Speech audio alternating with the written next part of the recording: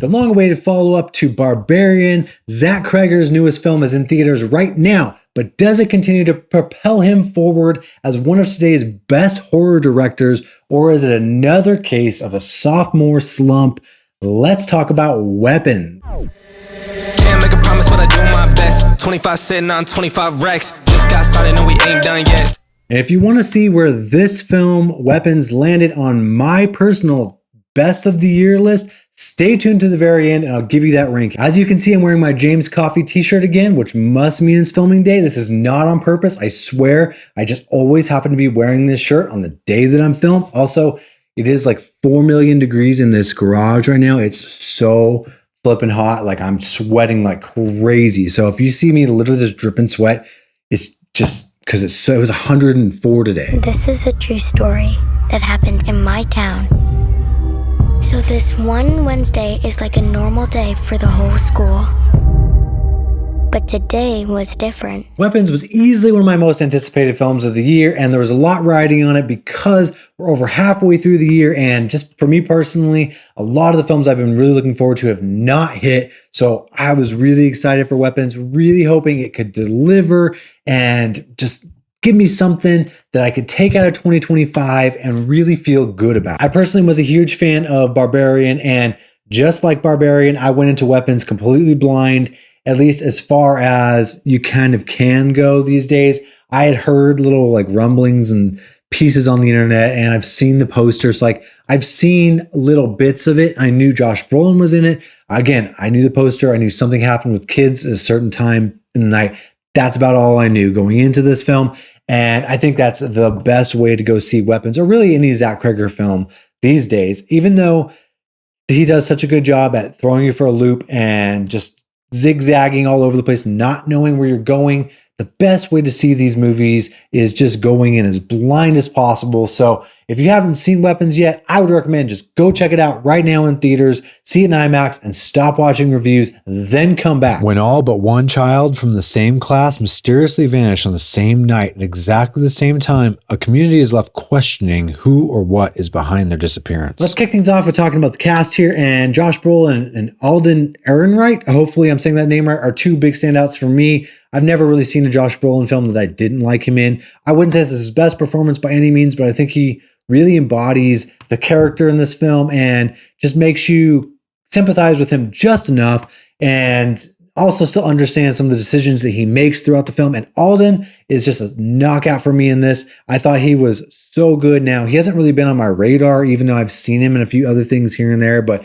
his character is kind of an unlikable character, and his storyline that is really kind of an important storyline, and you kind of have to sort of believe some of the choices that he makes also. And I think he does such a good job in here at grounding this very unlikable character. Boy in here also, Kerry Christopher, is great, and he has a lot riding on him. He has just multiple layers that he has to really bring through because there's so many different things going on. And as the story unfolds, you don't know what he does or does not know and what's going on with him. So he really has to kind of embody that through the whole film. And I think he did such a great job. I also wanted to mention Austin Abrams, and this is an actor who hasn't really been on my radar at all, but holy cow, did he kill it in Weapons.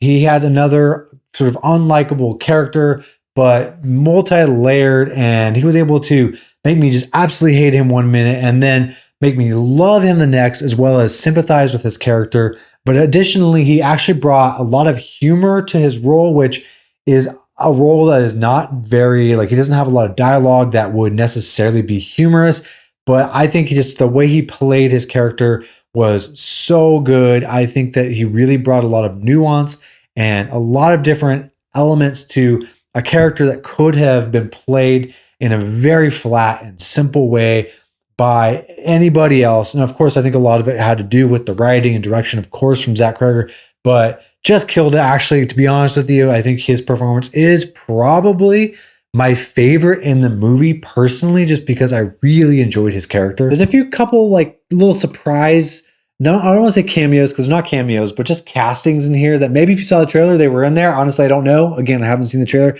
I won't spoil them here, even though you could see them on IMDb and you probably already know, and I just didn't, but I won't spoil them. There's a couple little Oh, all right. Nice little moments in there. Now, the big talk in this film is Julia Gardner. I've heard a lot of people raving about her, saying her performance was just like standout, blah, blah, blah, blah, blah, blah.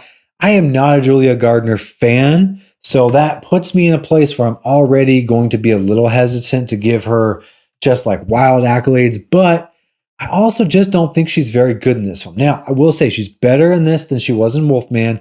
Now, credit to who in which part, we don't know, because Wolfman was just not a very good film. Maybe Zach Cregger pulled it out of her and we got a better performance in Weapons, but I just think that she's just not great. There are parts where she's decent. There are parts where it works. Her character also is very kind of unlikable and questionable with her decision making. And so she has a lot to do here, but there's some parts near the end of the film where she's just downright bad, like really bad. Some of her reactions, I mean, it's just she's sitting there talking to someone and she's like, "What are you talking about?" And it's just so bad. I'm like, that's the take you went with? You didn't do another take? So she's not my favorite to begin with. I think she does a decent job. Like, by no means is she just garbage in the movie.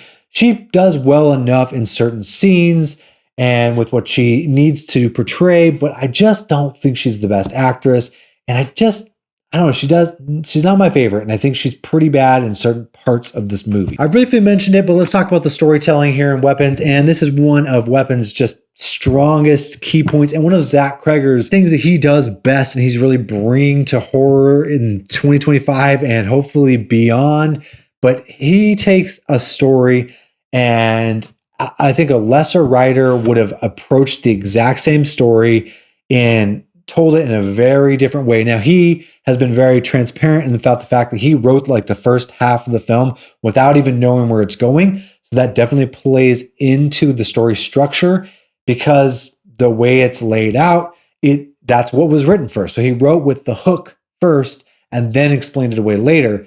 I think that if you had come up with the story or like what's happening in the movie, a lesser writer would have definitely put that in the front and then tried to do something to make you, as the audience, go, "Oh, what's going on here?" So that it has some sort of big reveal at the end, which Zach Cregger takes a very different approach to it. It's a very non-linear structure in the story. So it really, instead of being this like big twist or this big reveal, it just tells the story in multiple pieces through different perspectives. And it's not some wild secret. It's more of just like a slow unraveling. You've got a hook that really entices you, a mystery, and then the further you go along and the more perspectives of people in the film that you get, the more pieces you get of the story. And then you get to this sort of explanation at the end without it being some grand twist or reveal. And I think for me personally, this story structure just works so well because it takes what could be almost a simple kind of story and it explains it in such a way where you just have no idea where you're going. Speaking of that, I think films like this have a tendency to maybe make the audience rely too heavily on what they think is going to come. So instead of enjoying the structure of the story or the unwinding of it, as we've been sort of taught to expect a reveal or something like that. And it's not that there isn't something like that, but I think that if you're going into it expecting some big twist, some big crazy reveal, which I think a lot of people may have been, I just have that feeling that like Weapons was marketed as some sort of like new crazy story and like scripts being like, auctioned off behind the scenes or whatever. And I think people may have expected like a really crazy, insane new storyline. And this is just not that. Now, that's not to say that there's not amazing elements in here or a really cool story or just a lot of really good stuff. But I don't think there's anything in here that you're going to go, "Dang, that's the craziest thing I've seen in horror in years." Like, that's like just groundbreaking. The script, like the story itself is not the element that's going to be absolutely just like groundbreaking. It's more the structure, the pacing, the way it's laid out, the way that Zach Cregger decides to tell a story and bring you into this world is really what he does best. And that is the strength of Weapons, not necessarily just the story elements on their own if you take them and explain them to someone in a way they're not going to be like, dang, that's crazy. Even though it is crazy. Let's talk scares real quick. And I believe that for me personally, Weapons was genuinely scary in multiple parts. Now, this definitely does go into a little bit of horror comedy, similar to Barbarian. But for me, and the first half of this film was suspenseful, it was thrilling, and it had me on the edge of my seat for multiple parts. And the jump scares in here, yes, there are jump scares, but they are very effective and very well done. And for me, in the IMAX with the audience, that got me pretty good. I felt very uneasy for like a good majority of this film. On that note, I've heard a lot of people talk about this being disturbing, similar to Barbarian, but in a different way. And I would say that the substance in here, the meat, is definitely a disturbing story. There's a whole lot of disturbing things, but it all depends on what you find disturbing in your films. This is another case of those. Do you find your child going missing in the middle of the night as a scary thing? Hunting for a missing child with no clues, this mystery of something wildly affecting this small town that's unexplainable with no answers. Is that scary to you? Are there jump scares with dream sequences and things like that? Is that stuff scary to you? There's more to the film than that. I'm not going into spoilers, of course, right now, but do those types of things scare you? Because if they do, and if those disturb you, then I definitely think there's a lot of disturbing elements in this movie. Weapons is shot beautifully. I really enjoyed the way that Barbarian looked. Just the lighting, the set design, the color palette was beautiful to me. I love the warm lighting tones, like in the Airbnb with like just the practical light fixtures and a lot of the cool like set design that made it look like someone had touched up an Airbnb for like a modern stay. I just thought that everything in that film was just done top notch. And I think that carries over into Weapons. It looks different. The film feels different, but very reminiscent of Barbarian at the same time. You're going to see and feel a lot of familiar shots, a lot of familiar sequences in here. But I think at the same time, it has its own identity and its own voice through the lens and the way it's shot. I did get some fall vibes in here. Even though it's not set during fall, I wish it was, honestly, but I got some fall vibes in here and a lot of like small town Stephen King-esque things, just that feel of this small town being affected by this mystery. And that really is reinforced by the way it's shot. A lot of night shots with just like porch lights on and a lot of darkness, a lot of very simple shots. But then through some chase sequences, action scenes, etc., there are some really cool uses of camera placement and cuts that work really, really well in here that make you feel the intensity of the scene also. On that note, the music and sound design is just absolutely incredible for me. Top notch, especially seeing it in IMAX. Some of the sound design is so good in certain parts. I wasn't sure during a certain scene. I'm still not even 100% sure if it was in the movie or someone behind me. But then it like kept going. I'm like, that's in the movie.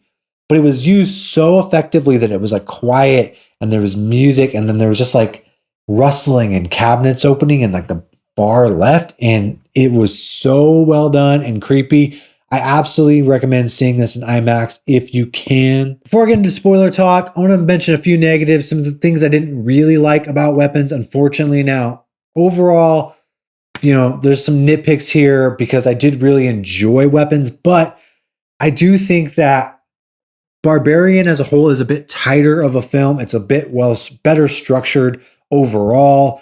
I think that the way that this story is laid out, unfortunately, while it is a strength, is also a bit of a weakness because as you're following each character along, I think that you can tend to feel like, okay, where is this going? It can drag a little bit, or each new name that pops up and you're like, oh, it's a new perspective. You're like, okay, where is it going? How many more people are we going to see this like story from their perspective?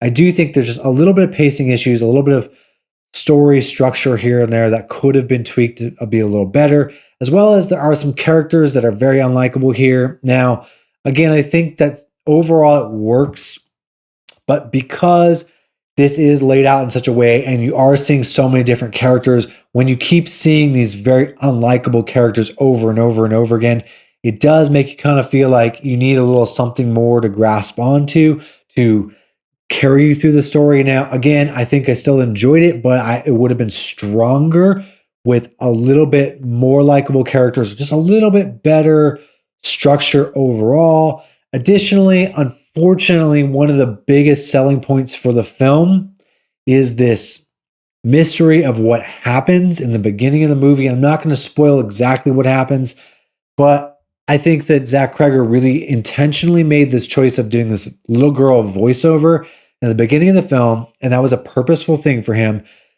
obviously. But I just don't feel like it worked entirely. I don't feel like it got across what it was supposed to. And in fact, it felt a little bit rushed.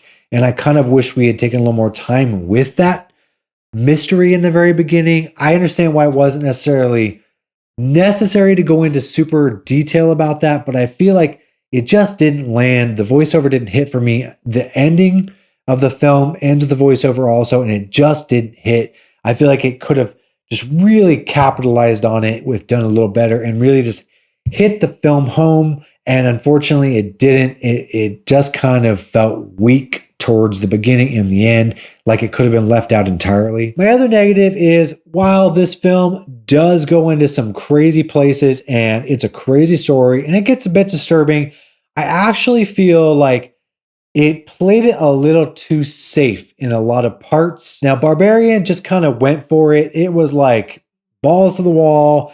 I feel like it did not hold back at all. And for some people, that was a bad thing. They didn't like where it went. For others, it was a good thing. Overall, I think that Zach Cregger just didn't hold back. And with Weapons, I do feel like there are story elements and moments where he's kind of holding back a little bit or just doesn't quite go far enough. I think that Weapons could have gone farther, more disturbing, more out there, and it actually would have been better for it. Now, real quick, I want to get into a little bit of spoiler territory, and I'm not going to go into anything super major in terms of like details, but I am going to spoil a super, super big, well, pretty much the entire story reveal at the end. So if you have not seen Weapons and you don't want this spoiled for you, I highly recommend clicking off now. Don't watch this. You should go in as blind as possible. I just want to talk about the ultimate storyline here, which is this, whatever you want to call her, witch who is stealing the youth from people and children. I could not help but think of what I think of every year when I watch Hocus Pocus. Every year I see that scene where the Sanderson sisters are calling the kids and they're just in this trance and they're like heading towards them and they're trying to steal their youth. And I think, holy cow, why hasn't someone made this into a full-fledged horror movie at this point? And I couldn't help but think, hey, that's kind of what this is. And I'm so happy to see it. Props to Zach Cregger for bringing it to life because I really like this story. Now, obviously, we don't go into like a ton of detail or backstory about her character to know, like, it's not really like, oh, she's stealing youth from kids or how exactly it works and keeps her alive. She obviously needs the kids to be alive in the basement and she's not sucking the life force out of them. It's not exactly the same, but I think that just the idea of her calling them out of their home and them being in this trance or weapon state or whatever and doing her bidding and coming towards her was just very reminiscent of Hocus Pocus, but like the R-rated horror version of that. And for me, that felt so cool because I've been thinking that since almost like I was a kid and watching Hocus Pocus. Every year, I think someone needs to turn this into a horror film. And now Zach Cregger has done it. Now, in full transparency, I feel like I need to see Weapons again, honestly, because there's so many more things I want to talk about, but I feel like I need to see it again to really absorb them all, such as maybe metaphors and imagery that are in here. There are some things that I know I haven't fully grasped. There are some obvious metaphors like the term weapons, the kids being used as weapons, and just the town and the way they're attacking each other. Lots of different small things in here, but there's a lot of bigger metaphors and themes in this film that I know I haven't fully grabbed onto yet. And to be honest with you, I've just been thinking about Weapons, and the more I think about it, the more I enjoy it because I loved it, but I feel like there were weak points. And the more I think about it, the more I want to go back and see it again. So that's, I think, a good film, a good thing for it to do. So I'll see how I feel after my second viewing, whether I like it more or less, but I know there's more in here that I need to absorb. And I want to be in this world again. I want to be in this world that Zach Cregger created. Same thing with Barbarian. I just feel like the tone of the film is so cool. I want to go back there again. And so that alone should let you know that, hey, I really enjoyed this film. I think that it definitely hit for me. I don't think it hit quite as well as Barbarian, so it's a little bit lower for me personally there. But overall, man, I really enjoyed Weapons, and I can't wait to see it again. Now, for me personally, Weapons skyrocketed all the way up to number 2 on my list of the best films of 2025 for me personally. Now, that could easily change. Sometimes my lists are, very all over the place. It could be right after the theater thing. It could change, but at the moment, I feel like it's a really, really solid number 2. There's nothing that's really approaching that territory. We'll see as some later films come out and get released throughout the rest of the year, but I have a feeling it's going to be really, really high up there for the rest of the year. So let me know what you thought about Weapons down below in the comments, and tell me what you think of it compared to Barbarian. Do you feel like it pulled some punches, or it didn't go quite as far, or am I making that up? Let me know what you think down below, and if you want to see my full ranking of my films, first of all, stay tuned, but also go check out my Letterboxd in the link in the description, and you'll see my full ranking of the year. Now, keep in mind, that is constantly changing. It's up and down all over the place. It's not permanent yet. But if you want to follow along, check that out and go sign up for our Letterboxd yourself. And it's a really cool community. But let me know what you thought about the film down below, and thank you so much for watching. Take care. I'm running scared, I'm a big bad wolf. I never see the silver lining, only see the gold. I don't speak in caps, dog, everything bold. And I put that on myself, cause it's a life that I done chose. I said come through, you can see me on the west side. Now it's funny how they walking with each other.